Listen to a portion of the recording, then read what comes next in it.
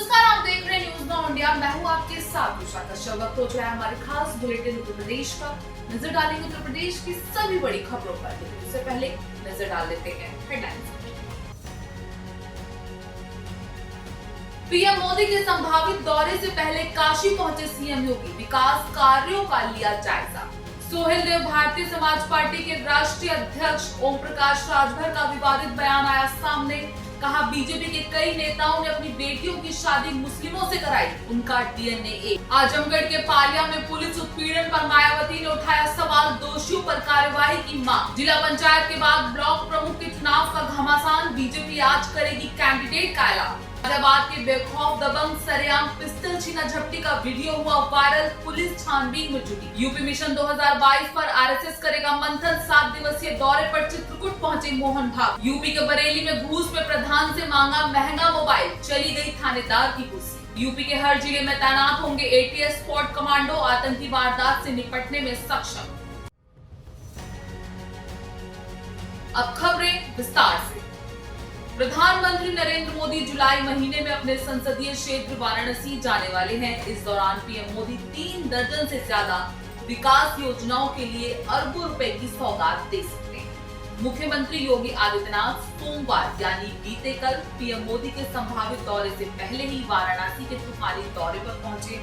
अपने 1 दिवसीय वाराणसी दौरे के दौरान सीएम योगी ने कोरोना और विकास कार्यों की समीक्षा तो की ही, साथ ही पूरे हो चुके अपने अंतिम स्वरूप की ओर बढ़ रहे विकास कार्यों की योजनाओं का भी जमीनी निरीक्षण किया। संघ प्रमुख मोहन भागवत के डीएनए वाले बयान को लेकर सुभाषपा अध्यक्ष ओम प्रकाश राजभर ने विवादित टिप्पणी की है। राजभर ने ट्वीट कर भागवत के बयान को लेकर निशाना साध दिया है। राजभर ने कहा कि बीजेपी में जितने बड़े हिंदू नेता हैं, उन्होंने अपनी बेटी बहन की शादी किसी न किसी मुस्लिम परिवार में कराई है, इसीलिए उनका डीएनए एक है। राष्ट्रीय स्वयंसेवक संघ के सरसंचालक प्रमुख मोहन भागवत आज सुबह धर्म नगरी चित्रकूट के 7 दिवसीय दौरे पर पहुंचे। 8 से 13 जुलाई तक चित्रकूट में होने वाली आरएसएस की 5 दिवसीय बैठक में सूबे की सियासी नब्ज टटोली जा सकती है और यूपी विधानसभा चुनाव को लेकर मंथन भी किया जा सकता है। इसके साथ ही सरकार के कामकाज का संघ आकलन भी कर सकता है। बहुजन समाज पार्टी की अध्यक्ष मायावती ने उत्तर प्रदेश के आजमगढ़ जिले के पालिया गांव में पुलिस द्वारा दलितों पर कथित रूप से किए गए अत्याचार के मामलों में दोषियों के खिलाफ सख्त कार्यवाही की मांग की है। मायावती ने आज किए गए सिलसिलेवार ट्वीट में आजमगढ़ के पालिया गांव में हाल ही में हुई घटना का जिक्र करते हुए कहा, आजमगढ़ पुलिस द्वारा पालिया गांव के पीड़ित दलितों को न्याय देने के बजाय उन पर ही अत्याचारियों के दबाव में आकर खुद भी जुल्म ज्यादती करना व उन्हें आर्थिक नुकसान पहुंचाना अति शर्मनाक है। सरकार इस घटना का शीघ्र संज्ञान लेकर दोषियों के विरुद्ध सख्त कार्रवाई व पीड़ितों की आर्थिक भरपाई करे। बीएसपी सुप्रीमो ने एक अन्य ट्वीट में ये भी कहा कि अत्याचारियों व पुलिस द्वारा भी दलितों के उत्पीड़न की इस ताजा घटना की गंभीरता को देखते हुए बसपा का एक प्रतिनिधिमंडल पूर्व विधायक दयाचरण दिनकर के नेतृत्व में पीड़ितों से मिलने शीघ्र ही गांव का दौरा करेगा।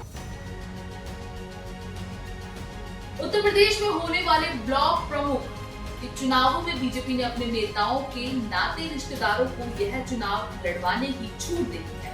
बीजेपी आज यानी कि मंगलवार को बैठक कर उम्मीदवार के नाम तय करेगी। तय किए गए नामों में जीते हुए जिला पंचायत अध्यक्षों के परिवार से भी कोई नाम हो सकता है।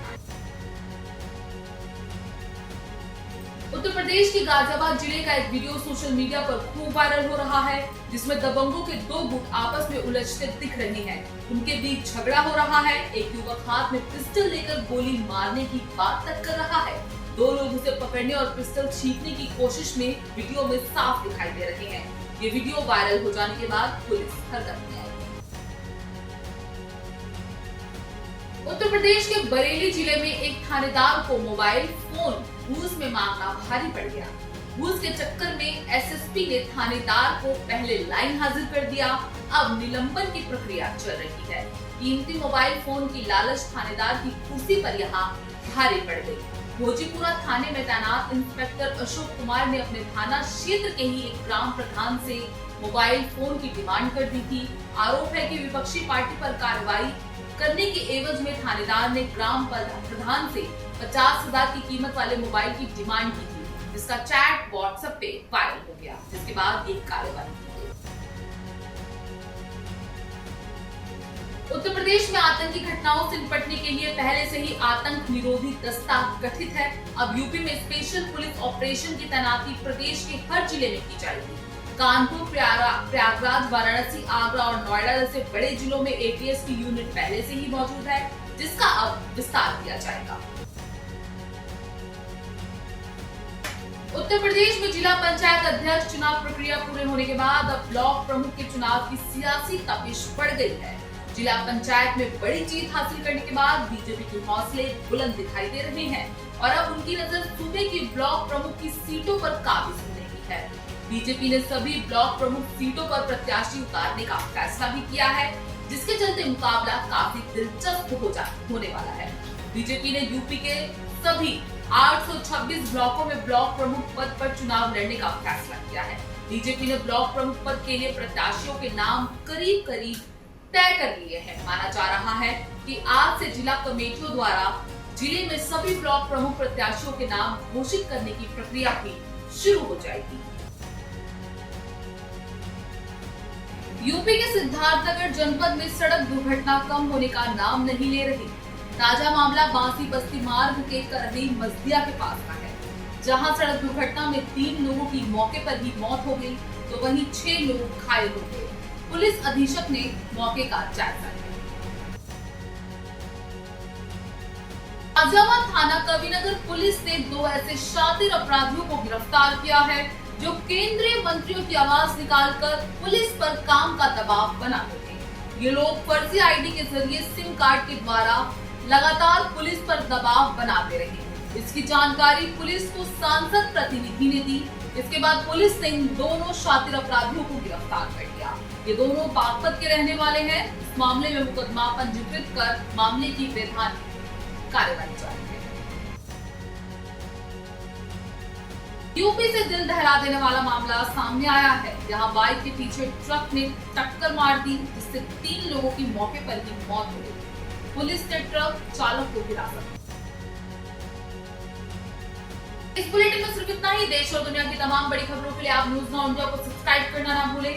साथ ही आप बेल आइकन जरूर दबाएं। आपको हमारा वीडियो कैसा लगता है, यदि खराब भी लगता है तो आप हमें कमेंट करके जरूर बताएं। अगर आपको कोई कमी नजर आती है या फिर आपके आसपास कोई भी ऐसी खबर है जिसे आप साझा करना चाहते हैं, तो आप हमें कमेंट करके जरूर बताएं। धन्यवाद।